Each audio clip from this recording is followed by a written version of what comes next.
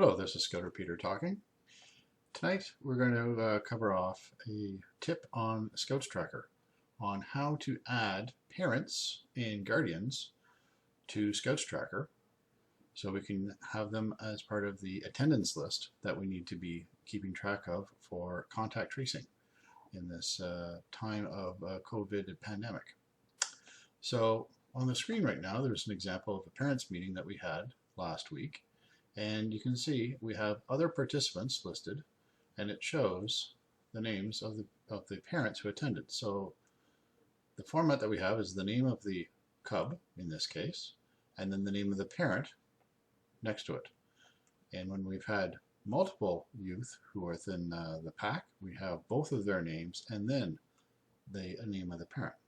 So this is accomplished by adding the parents to other participants, which is available under Account, Other Participants, and here's the list of all the ones that you can see that we've already created. Following the same format, name of the youth, followed by the name of the parent or guardian or grandparent or neighbor or whatever the case may be. Now, where do you get this information from?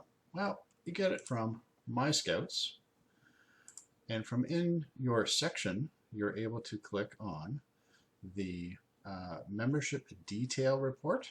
I'll just pick Pack C in this case.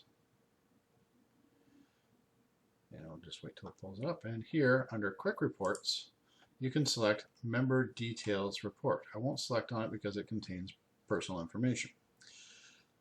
But in there, it will list the family contacts and the emergency contacts. Those are the two groupings of people that you want to add as your other participants. Unfortunately, at this point in time, there is no way to export it from MyScouts and get it into ScoutsTracker. Requests have been made, but we'll see what happens down the road. For this point in time, you click on this and you will get your pop-up screen in front of you that you can scroll through and capture the family and emergency contacts, as well as their phone numbers and possibly their email addresses, whatever has been entered into the MyScouts record. So you've got, and you can cut and paste between the two scenarios. So you click on that, you have that screen open, you bounce back to ScoutsTracker, and you say you're going to add. You're going to add a parent/family member adult, or you can have other adult, depending upon what they're doing. For the most part, you're not going to be adding youth, but you could add them down the road if you have a sibling of one of your members who are attending your meetings on a regular basis as well. So for this demonstration, we'll just click on here. So first you have to enter their name, and we'll just go with John and Smith, my favorite. And this is the optional scouting name. This is where you put the youth's name in front. So I'm just going to pick on Abby and Eric, and I'm going to say John Smith rather than the others. And what I always do is I also say photo consent, no, because we honestly don't know if they are allowed to do that or not.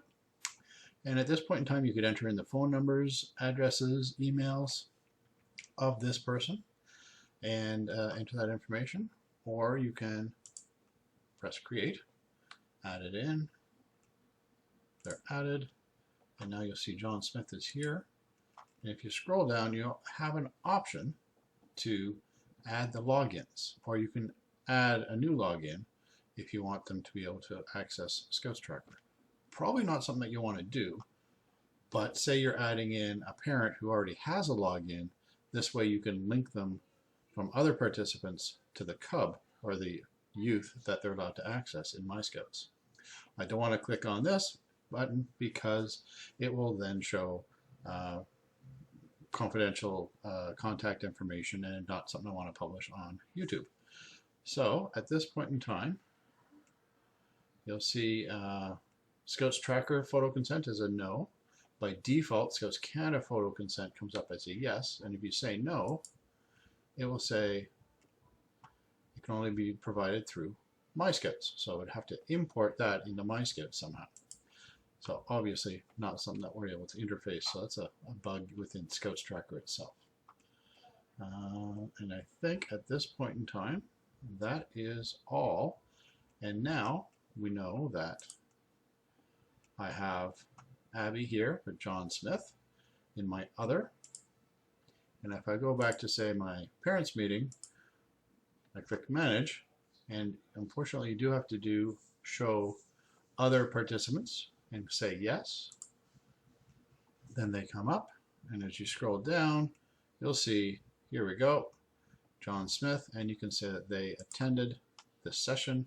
You can add in additional comment information here if you so desire.